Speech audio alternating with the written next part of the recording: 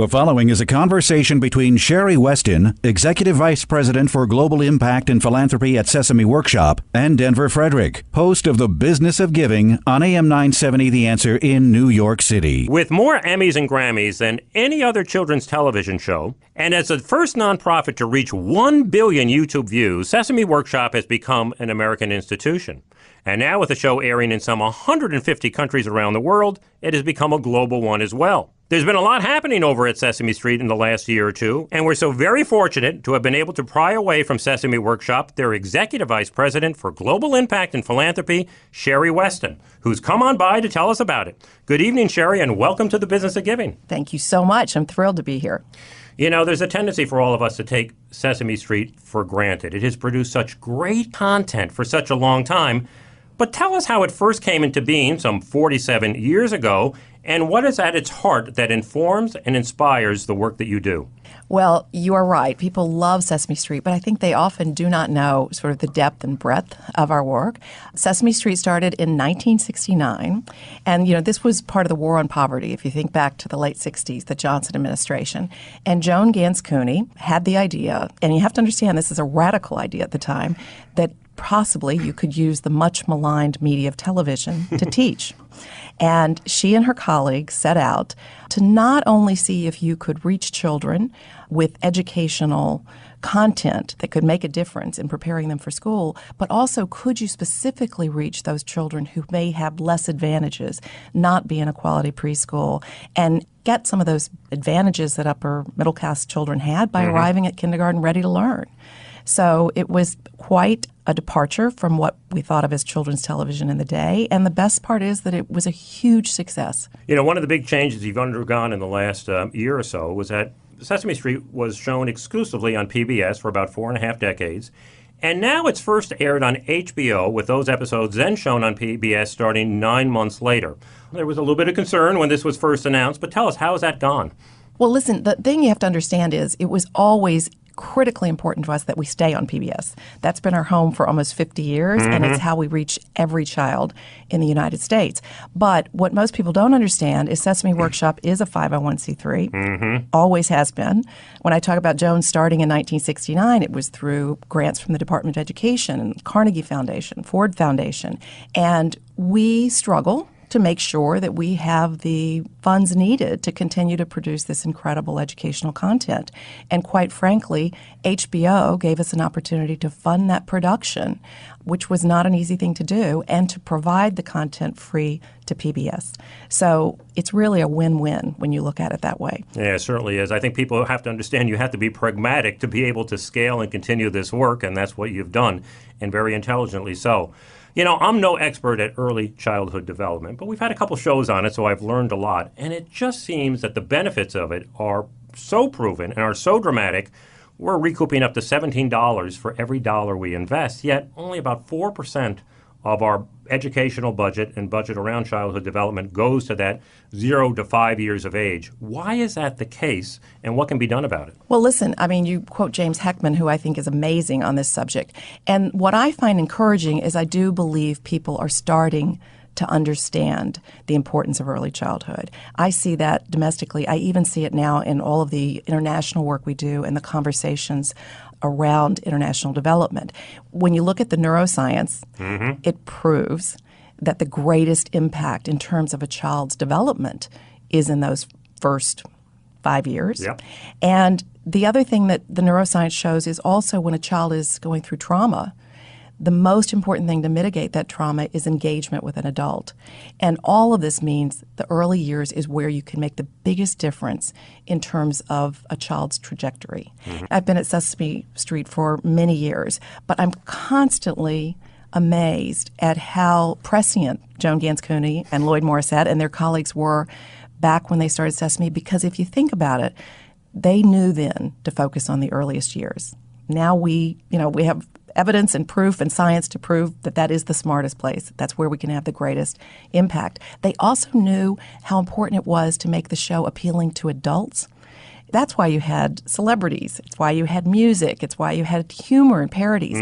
Because if the parent was engaged as well as the child, Joan always felt the learning would be deeper. And that is no easy trick to Right. develop content that appeals to them at sort of different levels in a different way, but has them both engaged. Well, Sesame is certainly known for its mission-driven culture and as an organization that's responsive to societal needs.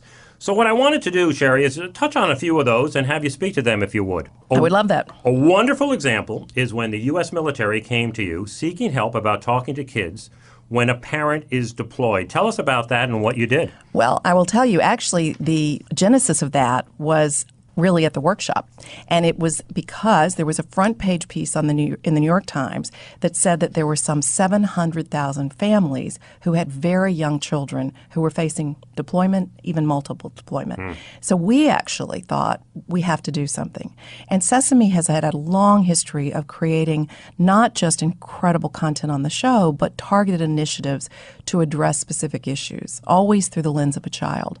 So when we thought of the number of young children impacted by what military families were going through, we actually went to the DoD and to others and said, is there something we can do here? Oh, that's great. So we created a program called Talk, Listen, Connect. It had, video content, teachers, parents' guides, military websites. I mean, we reached, I think, over 6 million military families. It was distributed through Military One Source, through every base, and it was so effective that then the military came back to us and said, can we do a second phase around parents coming home injured or changed? We ended up even doing a third phase around grief when a parent doesn't come home. And I am so proud of this work.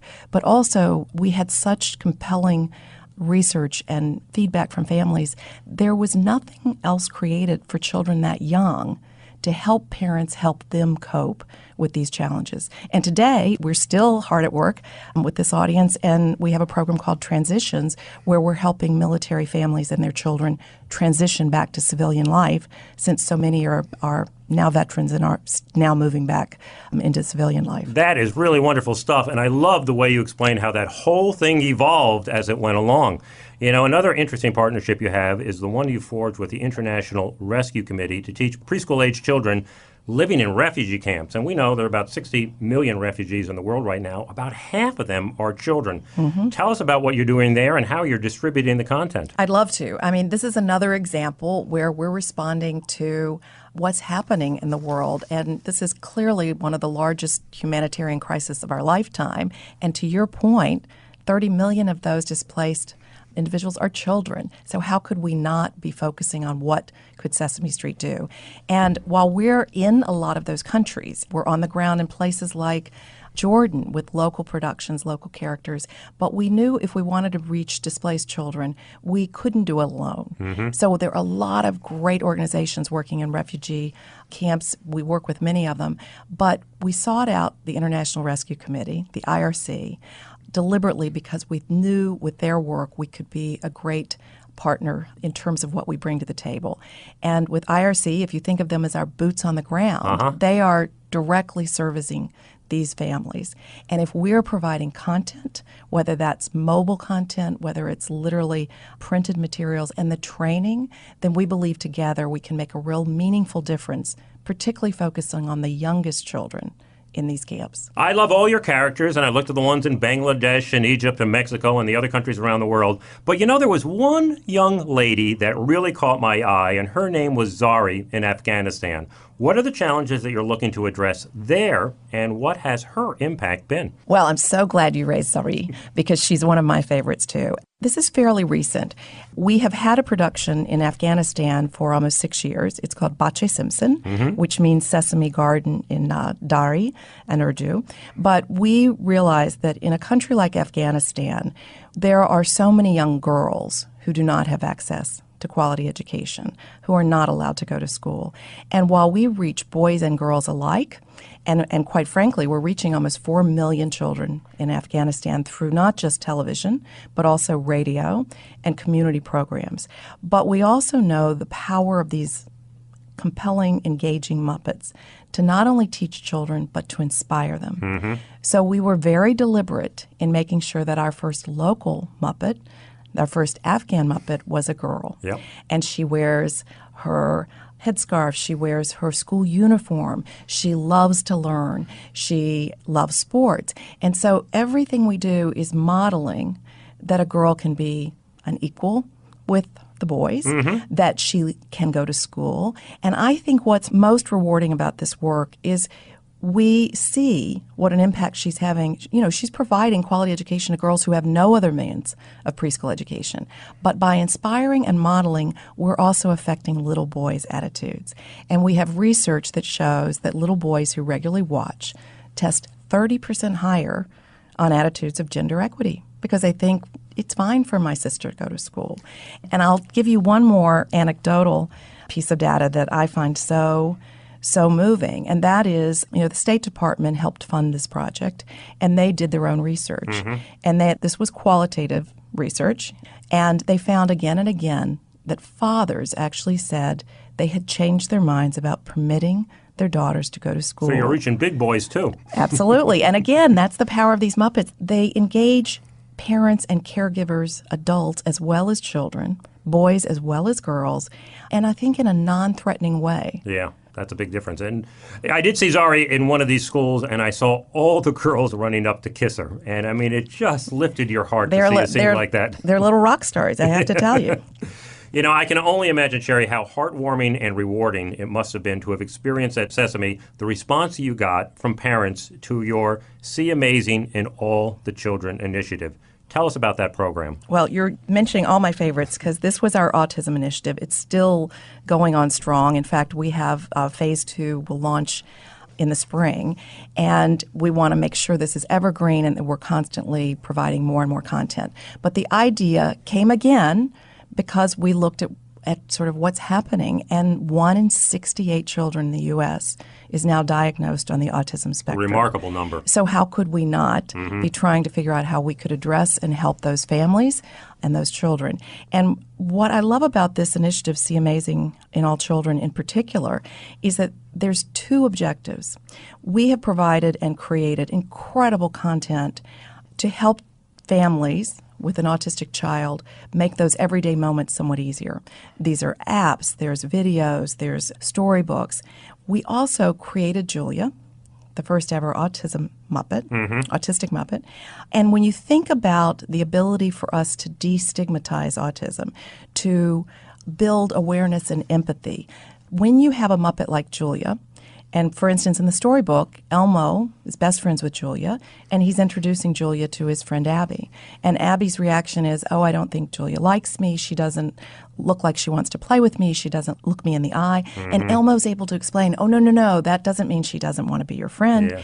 And so the second sort of objective here was to create content that could help all children understand, have more empathy, and know what they have in common with an autistic child versus just seeing the differences. And with autism being so much more prevalent among boys and girls, what made you go with Julia? Well, in every initiative we undertake, we start with our own incredible amount of research, and we pull together advisory councils so that we're talking to experts about an area that we may not know as well.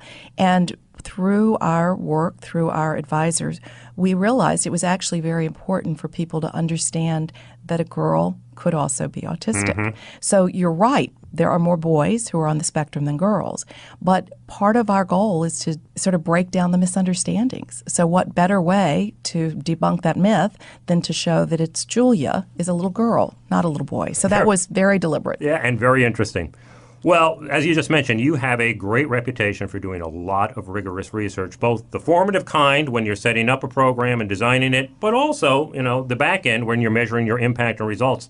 Tell us about some of the things you've discovered from that research. Well, you have to understand, again, going all the way back to the roots of Sesame, research is in our DNA. It was always combining researchers, educators, and the producers. And we tested everything and still do in terms of our, as you say, formative research. Are we effectively teaching what we set out to teach?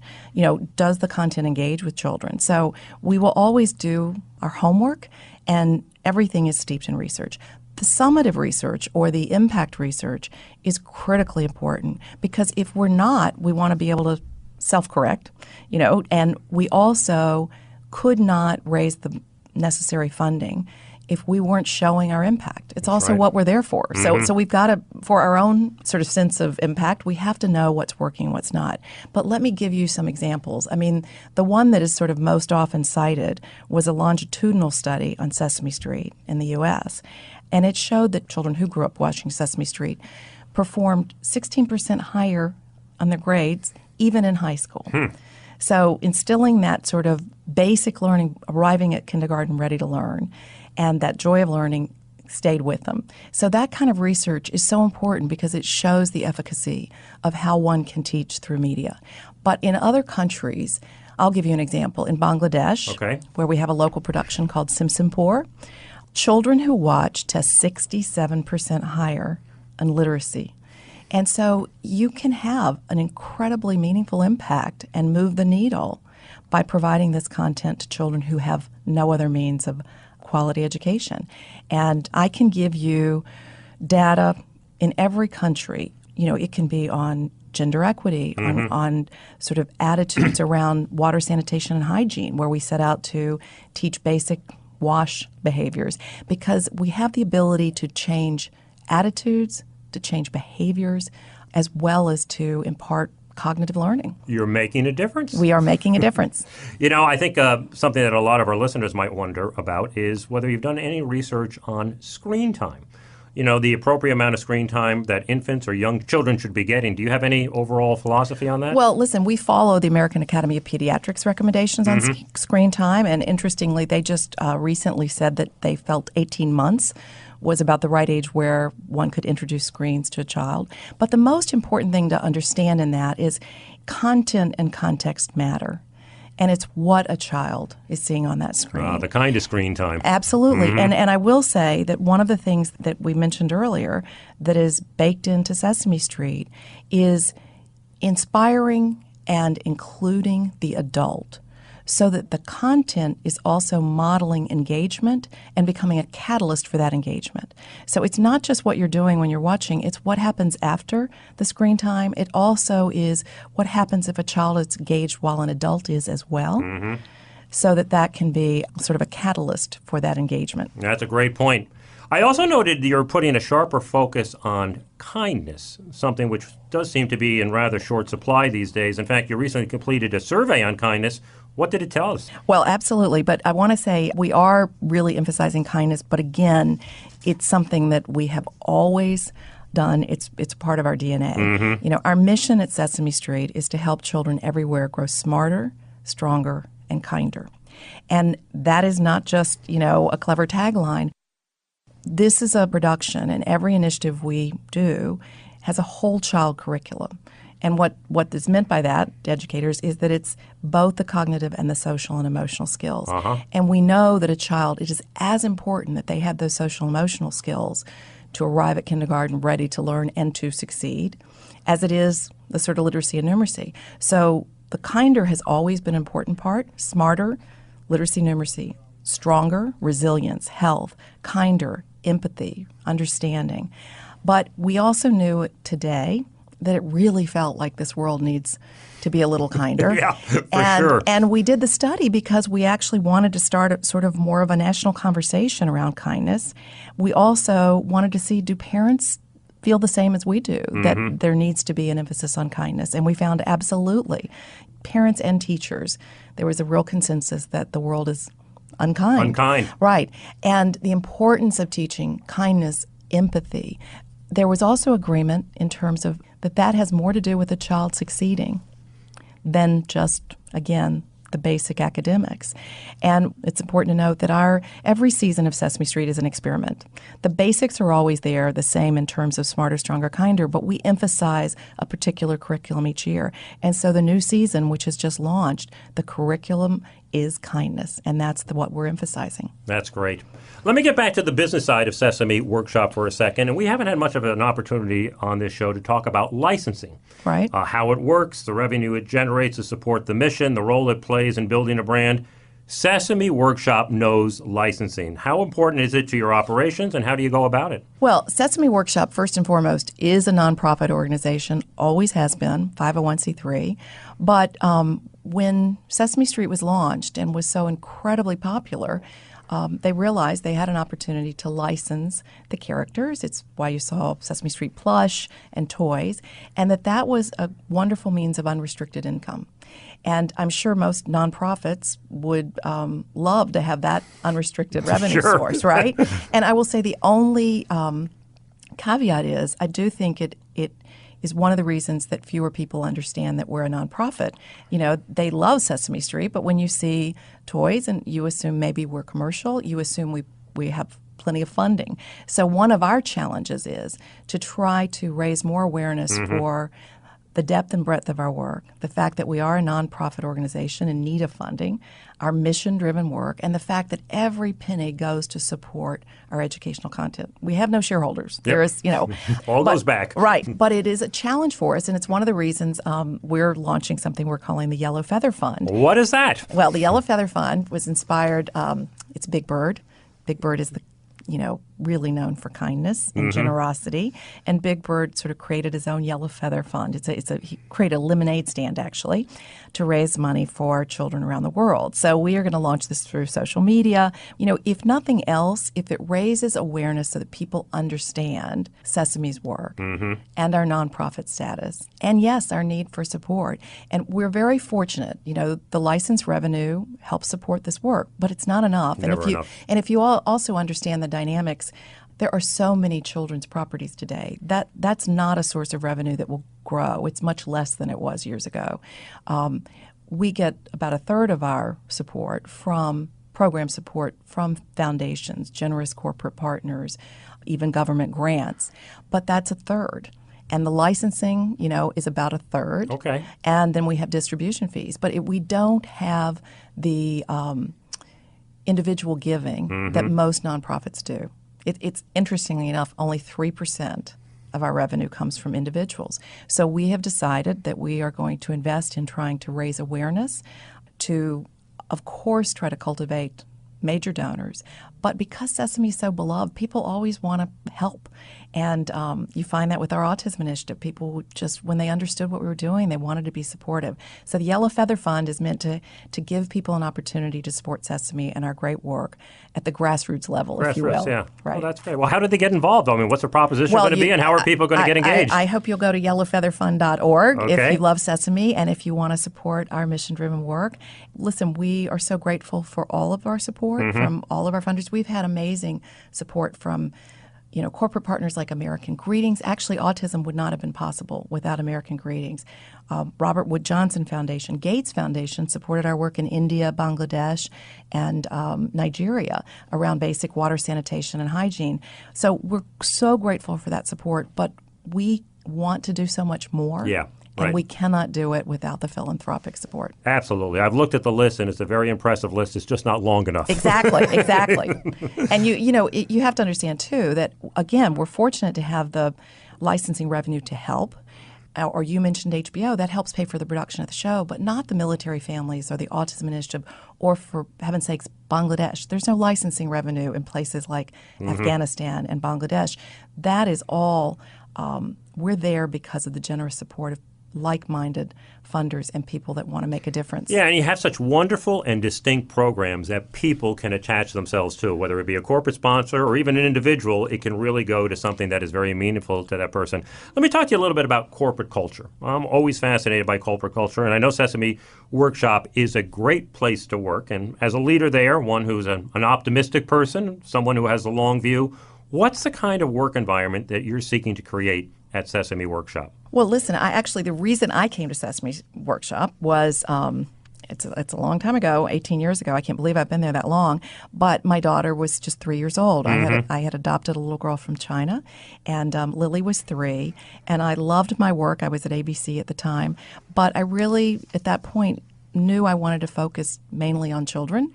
I knew I wanted to be in a place that would be family friendly because I cared very much about being a good mom, or devoting as much time to it as I could. And I thought, what better place than Sesame, where everything is about helping children, but you have to be family friendly when you're Sesame Street, right? And we've honored that. I have so many young women who work for me who have young children. We've always tried to be very flexible in that regard. And I think the reason it's a great culture, most of all, is because everybody there knows they're contributing to helping children grow smarter, stronger, and kinder. And that is so rewarding. Sure is. So tell us what's next for Sesame Street. I know you have a movie coming out, and I also know that your 50th anniversary is around the corner in 2019. Now, there are not too many other TV shows, Sherrie, that you can look at to see what they did for their 50th anniversary. There's a small list. Have you started planning for it? And can you give us a little tease on anything that might be on your mind? Absolutely. I mean, we've already started brainstorming from every corner of the workshop on the 50th because people are so excited about it. And we will celebrate the heritage of Sesame, absolutely. We will celebrate with partners. But we also want to use the 50th as a hook for people to understand we're not just 50 years old. We're as relevant and as impactful as ever. And I think to sort of shine a light on the real impact we've made in children's lives on many of the issues you've mentioned, but also where we go for the next 50 years, because we want to just keep making a difference, and we want every child to have the same opportunity to grow smarter, stronger, and kinder. Well, you certainly have. And you don't sit back and wait for it to come to you. You go out there and you look for it. And it's so good to see how you've created, through your own impetus and initiative, all these programs. Well, Sherrie Westin, Executive Vice President of Global Impact and Philanthropy, I want to thank you so much for being on the show this evening. If listeners want to learn more about all you do at Sesame Workshop or wish to make a financial contribution to help support this work, what would you have them do, Sherrie? Well, I would love that. I hope they would go to sesameworkshop.org, where they can learn about this amazing work and our initiatives.